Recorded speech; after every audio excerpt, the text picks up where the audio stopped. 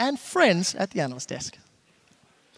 Friends, I don't know about that. Just kidding. Very happy to have you guys here. All square, 1-1 SK Gaming versus Unicorns of Love. It came down to, well, a lot of things. Fox on an Assassin, Svenskeren early, and overconfidence from Unicorns of Love, and SK showing that they are confident even when they are down one game. Let's maybe start with picks and bans. For you guys, what jumped out? We saw the Shyvana. Finally, it got banned out so many times yesterday, and in the end, didn't really do that much. Yeah, after that build-up being banned up so many times yesterday, I expected something more spectacular than that. Like, I've seen the Shyvana work before in other regions, but I didn't expect too much from it when it got locked in.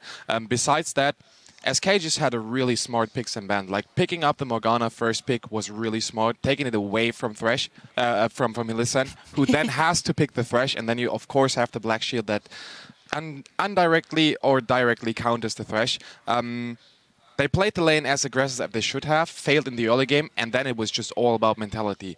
Such a strong mental performance from SK, like falling behind in the early game and then taking that lead anyway. Unicorns of Love, on the other hand, no impact on Power of Evil. That's not what you want to have on Lil Bonk. She was not able to roam. She was not able to make any picks. And the item build was a bit of questionable, if you ask me. Zhonya's first, and then the Morello in the mid game doesn't make that much of sense. Yeah, it was just, they forced it. They tried to force it. Yeah, like you look at the Shyvana pick, and I'm thinking, you know, we haven't scrimmed the Shyvana, so I don't know the exact win conditions of Shyvana, but I can only imagine it's to take the AD carry out of the fight. But I would think that if your pick is entirely based on focusing the AD carry, I think it should kill it, no? Because like he wasn't even killing Forgiven. Like it seemed really weird. And one of the other things is, like, when you look at top laners, you generally look, okay, well, they pick this top laner. We need to pick something that's more impactful, more useful. A lot of the things is how useful is this top laner. And I didn't really see the Shyvana doing anything that was spectacular. Like, I'm sure there was a lot more picks. And I can't name any off the top of my head, but I can only imagine that, like, there's more champions that are more useful than that. Another thing I wanted to touch on was just like Svenskeren's Lee Sin. You don't see a lot of Lee Sin.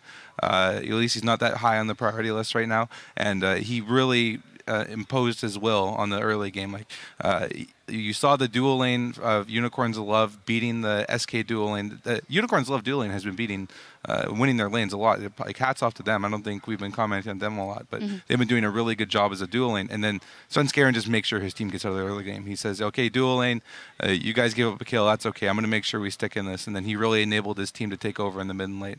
Yeah, exactly. 4-0, I think, in a matter of a couple of minutes. And then, of course, it also freed up Fox, who was doing good in his lane. Even if he doesn't get any kills roaming, he puts on so much pressure on the lanes that he's roaming to. And the difference was so clear. He should keep going for something like that, even though Zed might not be an option in the next game. Yeah, it definitely should have been banned. Like, Zed is the strongest champion for Fox by far. By far.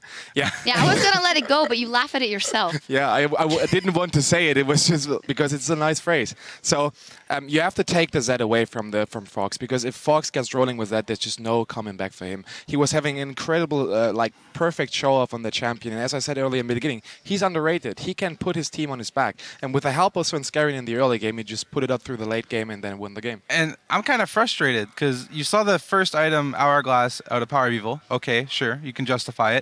But where is the QSS? You should go 1 item, 2 item, QSS. There's no way. Yeah, Vardex. There's no reason you should go 3 items into QSS. And then they don't even have the PD finish. So I'm thinking at Dragon. Are we gonna go to the Dragon replay? We can if you want to. We can pull it up right now. Indeed. Okay.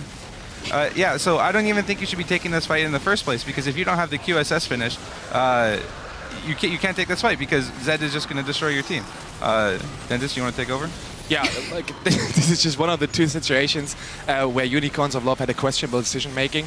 In that moment, every one of his K is alive, so it is sure that they try to contest it, and with Svenskeren on Lee Sin, there's a high chance that they're going to get the Drake. And afterwards, Unicorns of Love are behind. SK can format themselves how they want to, and then just take kill after kill. The second scene that was questionable, the Baron. They started it themselves. They don't need to. They scale into late game. They have 2 super tanks with the jungle in the top lane, and they have an AD carry who goes 3 damage items into QSS. You don't want to fight them up until that point where your AD carry has the QSS. And they started to force fights way earlier.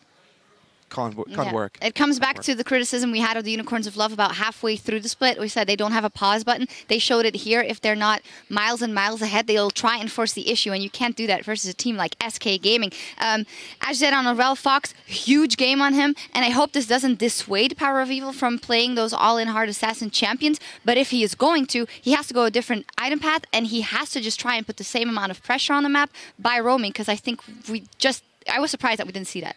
Yeah, absolutely. But as a matter of fact, he knows when Zed is open, he can't pick the Kog'Maw into it, because that just doesn't make sense. With Syndra and Cassiopeia, 2 other champions of his are just taken away. So LeBlanc is a good pickup, but he has to go for a winning lane. If you rush the Zhonya's, you don't go for a winning lane.